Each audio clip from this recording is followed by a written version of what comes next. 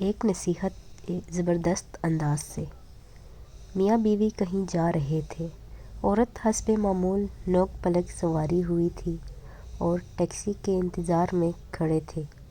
اتنے میں ٹیکسی آئی اور وہ اس میں بیٹھ گئے۔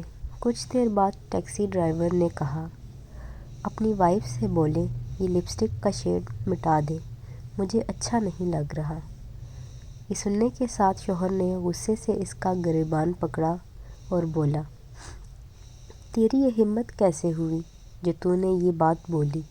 ڈرائیور نے مسکراتے ہوئے بولا، بھائی اگر یہ آپ کے لیے سوری ہوتی تو گھر میں ہوتی، یہ تو راستے کے لیے تیار ہوئی ہے، اور راستے کی ہر چیز پر تنقید اور پسندیدگی کا اختیار ہر شخص کو ہے۔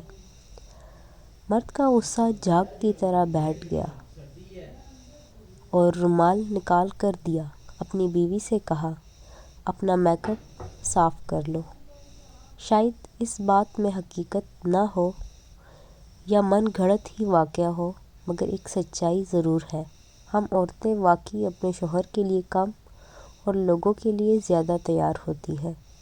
کسی تقریب میں جانا ہو تو گھنٹوں سیلون میں لگا دیتی ہیں، مگر شوہر کے آنے کا وقت ہو تو کبھی ان کے لیے تیار نہیں ہوتی ہیں۔ اچھے کپڑے کیا صاف کپڑے بھی نہیں بدلتی، صبح سے شام ایک ہی لباس میں گھومتی رہتی ہیں۔ سر جھاڑ منہ پھاڑ جب ہمارے مذہب میں دور جاہلیت کی طرح تیار ہو کر باہر نکلنے سے منع فرمایا گیا ہے، یہ نہیں کہا تم اپنے گھروں میں بھی سجا سورا نہ کرو، بلکہ کہا گیا ہے زیبائش شوہر کے لیے ہے، مگر ہم اس کے برعکس ہوتے ہیں۔ شاید یہی وجہ ہے کہ مرد کو دوسروں کی بیویاں اور اپنے بچے زیادہ اچھے لگتے ہیں۔